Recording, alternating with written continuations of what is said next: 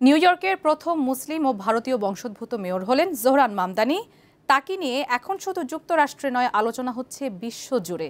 তার বিজয় যুক্তরাষ্ট্রে প্রগতিশীল রাজনীতির এক নতুন অধ্যায়ের সূচনা করেছে, এমনটি বলছেন বিশ্লেষকেরা। পশ্চিমের দেশগুলোতে সাধারণত অভিবাসীদের প্রতি নেতিবাচক দৃষ্টিভঙ্গি থাকে, তবে বিশ্ব রাজনীতিতে বর্তমানে পরিস্থিতি কিছুটা বদলাচ্ছে। বিভিন্ন দেশের রাজনীতিতে শক্ত অবস্থান নিচ্ছেন অভিবাসীরাই। বিশ্ব বাণিজ্যের প্রাণকেন্দ্র নিউ ইয়র্ক নানা কারণে সবার কাছে আকর্ষণীয়। লন্ডনের মেয়র পদে পাকিস্তানি বংশোদ্ভূত সাদিক খান নির্বাচিত হওয়ার পর এবার আফ্রো এশিয়ান পরিচয় নিয়ে যুক্তরাষ্ট্রের সবচেয়ে বড় শহরের প্রথম মুসলিম মেয়র হলেন জোহরান মামদানি।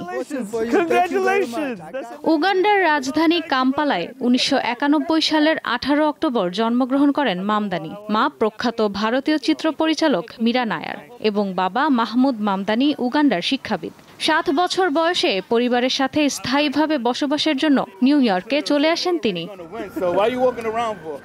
2020 সালে ডেমোক্রেটিক পার্টির নিউ ইয়র্ক স্টেট অ্যাসেম্বলির সদস্য নির্বাচিতের মাধ্যমে মার্কিন রাজনীতিতে হঠাৎ করেই উত্থান হয় জোহরান মামদানির। 2024 সালের অক্টোবরে নিউ ইয়র্কের মেয়র পদে লড়াই করার ঘোষণা দেওয়ার সময়ও তিনি প্রায় সবার কাছেই অপরিচিত ছিলেন। দলীয় মনোনয়নে প্রতিদ্বন্দ্বীদের হারানোর পর ভীষণভাবে আলোচনায় আসেন তিনি। 1 বছরের কম সময়ে তিনি এতটাই পরিচিত হয়ে ওঠেন যে তাকে নিয়ে সারা বিশ্বেই আলোচনা হতে থাকে। জনগণের দুয়ারে দুয়ারে গিয়ে এবং সামাজিক মাধ্যমে তার নির্বাচনী প্রচারণার কৌশলের কারণে ক্রমশ বাড়তে থাকে তার জনপ্রিয়তা।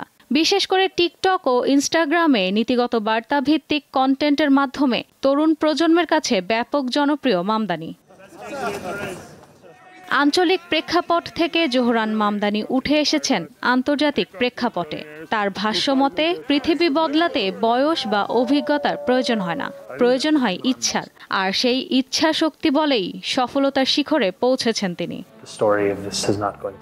বর্ণবাদ ও ইসলামোফোবিয়ায় ভরা বিরোধিতার মুখেও মামদানি প্রচারণা চালিয়েছেন।